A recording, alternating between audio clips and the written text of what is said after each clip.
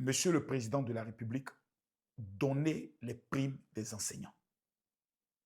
Les enseignants qui sont actuellement en train de parler, en train de faire des mouvements de grève, payez leur argent. Donnez-leur ce qu'ils demandent. Je vais vous expliquer pourquoi. Vous voyez, peuple de Côte d'Ivoire, le pays dans lequel nous sommes est un pays d'où la sorcellerie est en train de devenir légale. Je m'explique.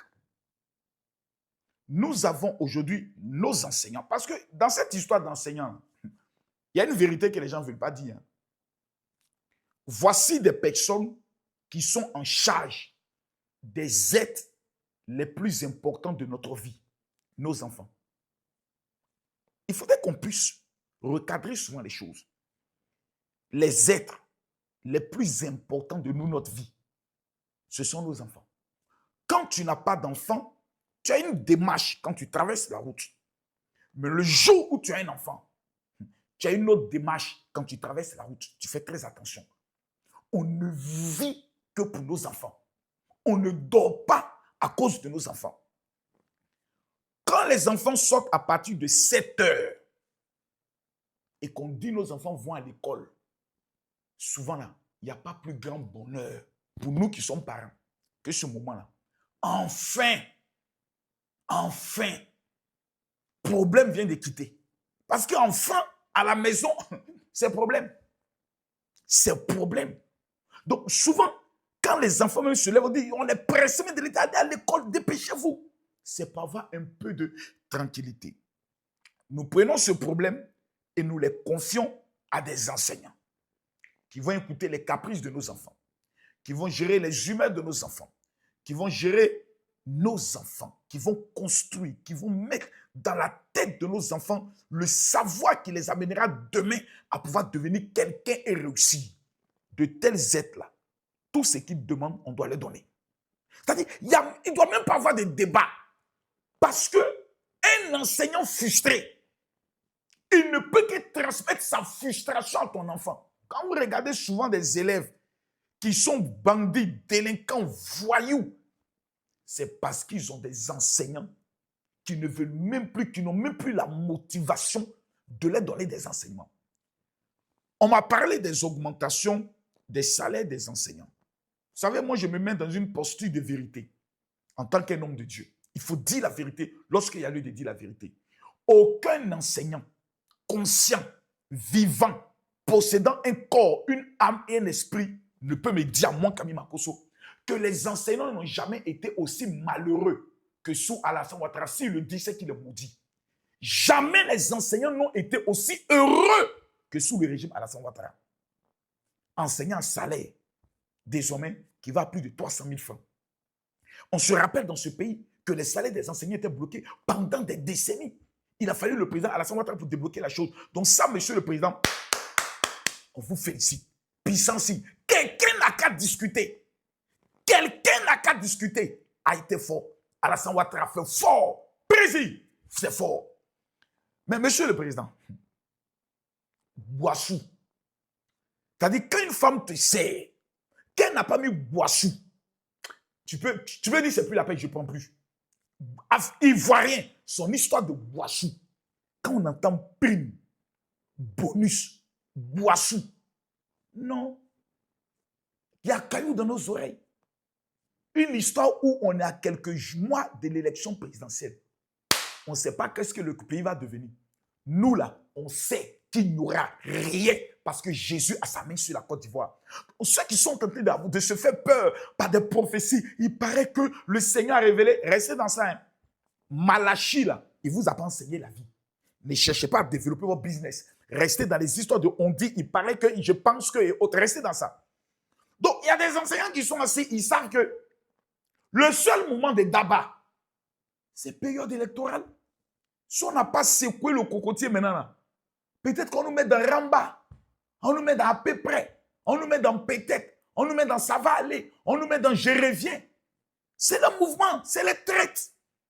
Cacao, prix a augmenté. Carburant, prix a diminué. Le riz, président a diminué. Même président, il revient sur affaire des CIE là. Je jure que moi, Makosso, il est retourné en prison à cause des CIE. Il n'y a pas plus maudit, plus voleur, plus sorcier dans ce pays que la CIE. Président, si tu es banquier de tous les Ivoiriens, viens, il tape ma poitrine. Viens, père.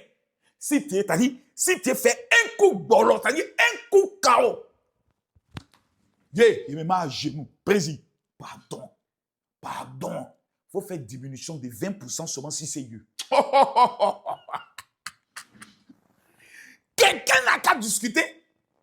Voilà le vrai mouvement. Prime des enseignants, là, donne leurs jetons. Il y a des gens qui sont tapis dans l'ombre, qui savent que votre génération, monsieur le président, c'est votre dernier coup. C'est le dernier coup. Père son âme, un grand a quitté ce pays. Que ce soit par la force de l'âge, que ce soit par la force naturelle, tout être humain est appelé à rejoindre le président Félix Houphouët-Boigny dans sa dernière demeure. Il y a des gens qui disent, les 5 ans qui viennent, c'est maintenant ou jamais. Ils sont tapés dans l'ombre. Ils sont dans des pays que vous connaissez. Ils sont en train de manigancer de coups et autres. Il ne faut pas ces petits problèmes sociaux là. Ils utilisent ça comme des arguments de déstabilisation. Ne les donnez pas le flanc. En 1990, on nous faisait sortir des écoles pour que nous puissions crier « Houphouët, voleur, Houphouët, voleur ». 3 ans plus tard, nous avons perdu le premier président de la République de Côte d'Ivoire. Jusqu'à aujourd'hui, nous le pleurons. Parce que c'était l'homme de la paix. C'était l'homme des situations. Mais on a obligé les élèves. Parce que le mouvement des élèves, c'est le seul mouvement que personne ne peut contrôler parce qu'il n'y a pas une famille qui n'a pas un enfant à l'école. Voir nos enfants revenir à la maison. Et puis c'est nous qu'on va s'occuper d'eux. Il n'y a pas quelque chose qui est plus stressant et plus énervant que ça. Il n'y a pas de chose. Les enseignants vont rentrer en grève. Aujourd'hui, vous avez coupé la tête du serpent, qui était la fessée. Ça, félicitations, bravo.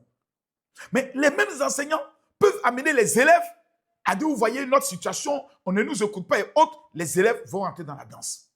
On veut aller à l'école, on veut aller à l'école.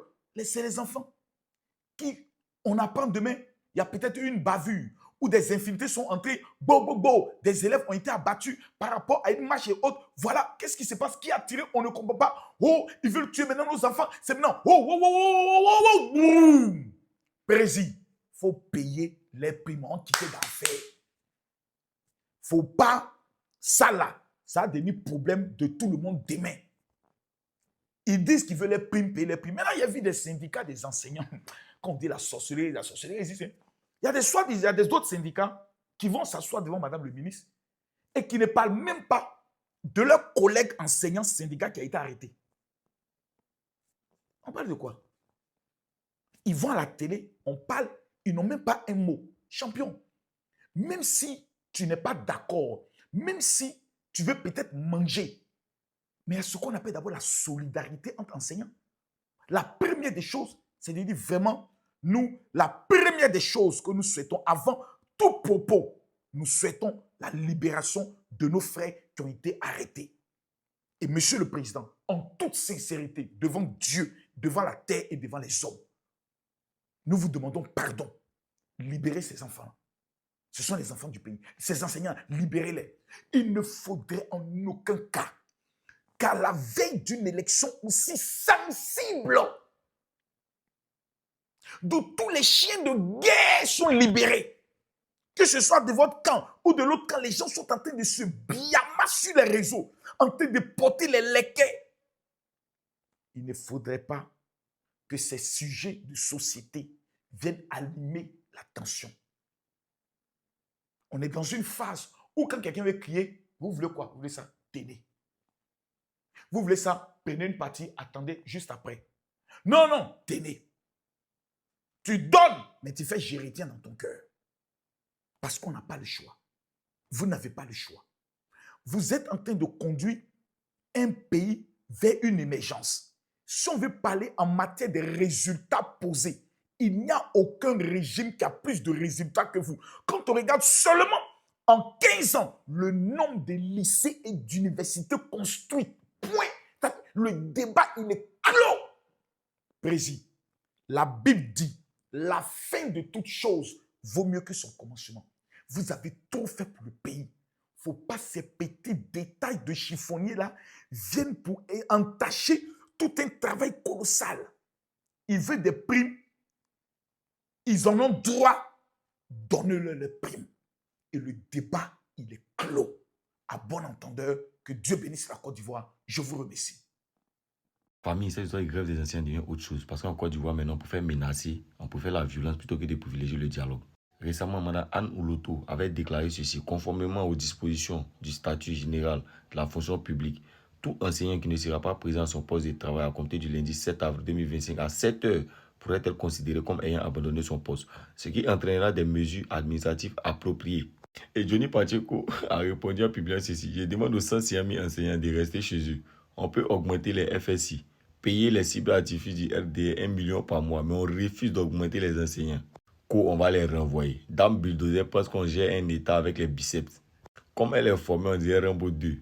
Elle pense qu'elle peut effrayer quelqu'un. Renvoyer 106 000 enseignants revient à paralyser l'année scolaire 2024-2025. Et c'est outre cela signer la fin du régime du dictateur Draman avant les élections d'octobre 2025. Vous êtes tous bêtes au RHDP là-bas. Il n'y a personne pour dire à Pharaon Draman qui joue avec le feu. Renvoyez-les, on va voir quelque chose. Déjà, même quand en Côte d'Ivoire, on manque d'enseignants, vous allez encore renvoyer d'autres encore. Pendant qu'il y a certaines écoles là, il n'y a pas d'enseignants jusqu'à on prend les gens bénévoles. Voilà, les enseignants bénévoles. On met des amis qui sont bénévoles dans certaines écoles. Vous allez renvoyer encore. Et pour info, les enseignants ont fait un communiqué pour dire que la grève se poursuit. Voilà, parce qu'ils ont réclamé deux choses. Un, d'abord, ils n'ont qu'à libérer les frères qu'ils ont emprisonnés là, à cause des grèves. Ils n'ont qu'à les libérer. Puis deux, ils n'ont qu'à payer les primes. Sinon, la grève là se poursuit. La personne qui les renvoie n'a qu'à les renvoyer. Quand c'est pour faire les marches, comme Pacheco au plateau, les mamans qui se lèvent pour faire les marches comme Pacheco au plateau, qui ferment les voies, les voitures ne peuvent pas passer, c'est les gommes qui les escortent, mais ils n'ont qu'à bien fait. Maintenant, quand un instituteur, un enseignant, c'est lui qui est au cœur de l'avenir du pays. C'est lui qui, tout l'apprentissage là, mais c'est lui qui bâtit ça, qui fait le fondement. Et puis aujourd'hui, vous devenez quelqu'un. Puis vous êtes assis là. Eux, pour manger, c'est difficile. Les salaires minables. Ils demandent juste une prime. Juste une petite prime. Chaque 3 mois ou bien, quelle que soit la prime. Mais, à cause de ça, ils ont fait grève là. Ils ont pris des éléments, on les a donné 3 ans. 3 ans de prison, puis amende. Une plaque. Les gars ont raison de marcher. Pourquoi d'autres corps Pourquoi d'autres corps on prime et puis nous on n'a pas prime? Pourtant nous on est le cœur même de l'éducation. C'est nous-mêmes on forme. C'est nous on fait. C'est nous on fait là. C'est nous on fait le pilier. C'est nous on fait la fondation. Et puis aujourd'hui vous êtes où vous êtes. C'est nous on apprend à écrire, on apprend à lire. Imaginez un maître de CP1, c'est qui combien de stress il endure. Mais on est dans les faux salaires de 200K. Imaginez là 5 enfants. Il y a 2 dedans qui sont à l'université. Il va prendre prêt, ils vont le couper. Même quand cela là vient même là, il va rien gagner dedans. Et puis après ça encore là, on dit non, on peut faire d'autres activités à part être enseignant. Vous voulez que les gens meurent pauvres, c'est ça quoi. Arrêtez ça là.